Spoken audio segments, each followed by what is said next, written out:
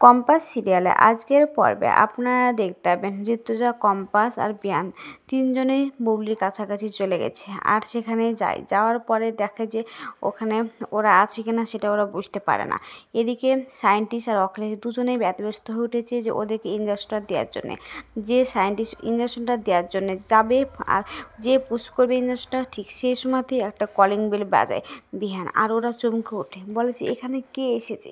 তখন সায়েন্টিস্ট বলে আমি কিন্তু জানি না এসব, আমি কিন্তু এখানকার ঠিকানা কাউকে দিইনি কো।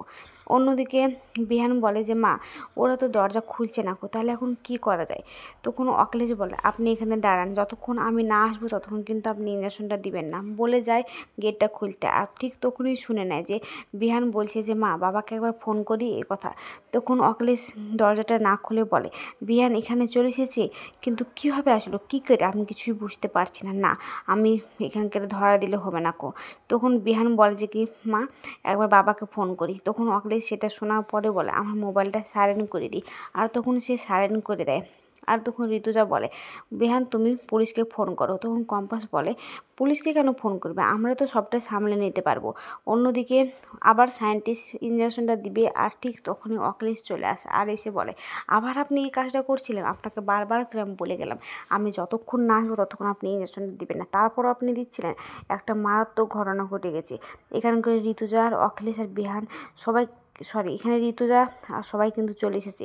এখন কি হবে সেটা ভাবুন, আমরা এখান থেকে কী করে পালাবো। তখন সায়েন্টিস্ট বলে শোনো, এইটা হচ্ছে কি যে মাটির তলায় এই ঘরটা, কেউ বুঝতে পারবে না কো। আর আমরা কিন্তু এদিকে একটা গেট আছে, এই পাশ দিয়ে কিন্তু আমরা বেরিয়ে যেতে পারবো। তার আগে ওদেরকে তুমি এক কাজ করো, সব কিছু খুলে দাও। তখন সায়েন্টিস্ট বলে খুলে দেবো মানে, তাহলে আমি এই সুযোগটা আর কখনো পাবো না যে আমি ইঞ্জেকশনটা ঠিক করতে পেরেছি কি পেরিনি। তখন অখিলেশ বলে আপনি বেশি বাড়াবাড়ি করবেন না, যেটা বলছি আপনি সেটা করুন। বলে দুজনে ওরা তাড়াতাড়ি করে ওদের পা হাত পা গেলা খুলে দিতে থাকে। এদিকে বিহান বারবার দরজায় ধাক্কা দেয়। তখন ঋতুজা বলে ওরা খুলবে না দরজা, তুমি ভেঙে দাও, ওরা বুঝতে পেরে গেছে তাই বলে। তখন জোরে জোরে বাড়িতে গেটটা ভেঙে ফেলে। আর তখন ভিতরে যায় আর গিয়ে দেখে যে বাবুলাল আর বুবলি সেখানে পড়ে আছে। তখন কম্পাস বলে মা এই দেখো ওরা পড়ে আছে এখান করে। অন্যদিকে ওরা বলে যে কি যে আমরা তো ওদেরকে ওখানে রেখে চলে আসলাম, কিন্তু একটা কথা মাথায় বারবার খেলছে যে ওরা এইভাবে আসলো কী করে, ওরা কিভাবে আসতে পারলো। তখন ও বলে তাহলে কি কম্পাস বলে দিয়েছে পুলিশকে, পুলিশ ছাড়া তো কেউ আপনাদেরকে ট্র্যাক করতে পারবে না, এটা তো বেআইনি হয়ে যাবে। তখন সায়েন্টিস্ট বলে একটা কথা মাথায় রাখো, ও কিন্তু অভিজিৎ ভৌমিকের মেয়ে কম্পাস, আমি ওর ক্ষেত্রে কিন্তু অনেক কিছু শুনেছি, অনেক কিছু বিচার করে এসেছি, ও পারে না এমন কোনো কাজ নাই। তখন অখিলেশ বলে আচ্ছা তুমি মোবাইলটা দেখো দেখি, এই মোবাইলটা কিছু করেছি কিনা। এ বলে যে মোবাইলটা খুলতে যায় অমনি দেখে ওখানে একটা ক্যামেরা ফিট করা আছে। অন্যদিকে দেখা যায় যে ওরা বারবার করে বাবুলাল আর বুবলিকে ডাকতে থাকে, আর বুকে মাথা দিয়ে কম্পাস দেখে যে ওদের জ্ঞান আছে কিনা এসব। এদিকে দেখা যায় যে সায়েন্টিস্ট বলে দেখছো ও কত বড় কাজ করেছে, তা তোমার বাড়ির লোকই কিন্তু সূত্র, আর এই কাজটা কম্পাস ছাড়া তোমার বাড়িতে কে করবে, তোমার কী মনে হয় ওই কিন্তু করেছে এসব বলে। তখন বলে আমার এই মেয়েটা বারবার আমার কাছে ব্যাঘাত ঘটে দিচ্ছে, একের পর এক সব কিছু আমাকে ভাঙচুর করে দিচ্ছে, কিন্তু আমি কিছুতেই হার মানবো না ওর কাছে। তখন সায়েন্টিস্ট বলে আমার যে কাজটা করতে দিল না, এখন কবে আবার এই কাজটা করব তা আমি ঠিক জানি না। আমি যে এত বড় কাজটা করলাম ঠিক পেরেছি কিনা আমি সেটাও তো বুঝতে পারছি না।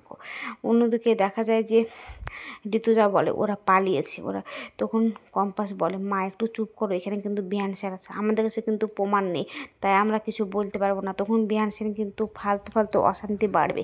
তখন সেখানে বিহান আসার বলে মা এখানে কিন্তু আমরা কিছু খুঁজে পেলাম না কো, তুমি তাড়াতাড়ি এক কাজ করো, জলের বোতল নিয়ে এসো আর ওদের চোখে মুখে দাও। তখন ওরা চোখে মুখে দেয়। অন্যদিকে তারপরের দিন সকালে দেখা যায় যে কম্পাস কলেজে চলে এসেছে আর এসে অ্যালার্মটা বানিয়ে ফেলেছে, আর সবাই অবাক হয়ে যায়।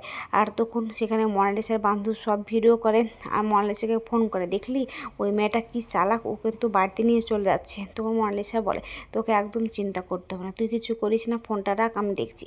এদিকে কম্পাস বাড়ি গিয়ে ওর আলমারিতে সে অ্যালার্মটা পুড়ে রাখে, আর সেটা মাহি দেখে।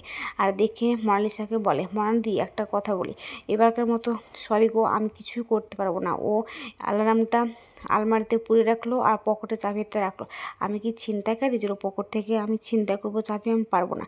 তখন মনা বলে একটা কথা বলছি তোমাকে বারবার করে শুনো, আমি যদি এই অ্যালার্মটা না নিয়ে যেতে পারি আমি কিন্তু বিহানের কাছে ছোটো হয়ে যাবো, আর ওই কম্পাস আবার বিহানের কাছে উঁচু হয়ে যাবে, আমাকে ব্রেকআপ করে দিবে এসব বলে। তখন বললো আমি কিছু করতে পারবো না গো। তখন বলে ফোনটা কেটে দেয়। আর তখন ওর দাদু সব শুনতে পায়, দাদু আসে। তখন বলে দাদু দেখছো আমি কিছুতেই হার মানতে চাই না। তখন ওর দাদু বলে আমি সব শুনেছি, তুমি চিন্তা করো না, তুমি শুধু ওই প্রেজেন্টেশনটা কী করে দেবে সেটা তুমি ভালোভাবে ভেবে থাকো, আমি সব কিছু তোমাকে করে দেবো, ওই কালকে বিকালের আগে তুমি পেয়ে যাবে। তুমি এক কাজ করো, তোমার মাকে গিয়ে বলো 1 কাপ চা দিতে। তখন বলে থ্যাংক ইউ দাদু বলে সেখান থেকে চলে যায়। আর তখন ওখানে অভিজ্ঞান দত্ত ফোন করে একটা লোককে, আর বলে আমার 5টা মেয়ে চাই, আর একটা মেয়ে ছুঁয়ে পাঠাচ্ছি, সেই মেয়েটাকে অ্যাটাক করতে বলবে, আর ওর কাছে একটা জিনিস থাকবে, সেই জিনিসটা নিয়ে নেবে, আর তারপর যেটা বলছি সেটা করে ফেলবে, এসব বলে। পরের দিন সকালে দেখা যায় যে কম্পাস বাড়ির বাইরে যাবে, আর সবাই তখন ওখানে দাঁড়িয়ে থাকলে ঋতুজাকে প্রণাম করে, আর তারপর কাকুমণিকে, আর তারপর কাকাকে প্রণাম করে চলে যেতে গেলে ঠিক তখনই ওখানে অখিলেশ আসে, আর ওর চোখে চোখে দেখা হয়। তখন ঋতুজা অখিলেশের দিকে তাকায়, আর ওকে দেখে ঋতুজা ঘরের দিকে চলে যায়। তখন অখিলেশ বলে ঋতুজা কদিন থেকে লক্ষ্য করছি তুমি আমার সঙ্গে ঠিক মতো কথা বলছো না, কী হয়েছে তোমার? তখন ঋতুজা বলে কেন, এই বাড়িতে কখন কি ঘটছে আমার কাছেও অস্বাভাবিক লাগছে, কী যে হচ্ছে এ বাড়ির ভবিষ্যৎ কি আমি কিছুই বুঝতে পারছি না বলে ঋতুজা সেখান থেকে চলে যায়। তখন কিঞ্জল আসে দাদার কাছে আর বলে দাদা বৌদি সব কী বললো? তখন অখিলেশ বলে আমিও কিছু বুঝতে পারলাম না রে, কিন্তু দেখছি দাঁড়া আমি কথা বলছি বলে ঘরের দিকে চলে যায়। অন্যদিকে দেখা যায় যে কম্পাস রাস্তা দিয়ে হাঁটে, আর কয়েকটা মেয়ে ওর পিছু পিছু আসতে থাকে, কিন্তু কম্পাসের সন্দেহ হয়, কম্পাস ঘুরে তাকালে দেখে মেয়ে। তখন কম্পাস কিছু না ভেবে আবারও ঘুরে হাঁটতে লাগে। আজকের পর্বটা কেমন হয়েছে, যদি ভালো লাগে তাহলে কমেন্ট, শেয়ার, সাবস্ক্রাইব করবেন।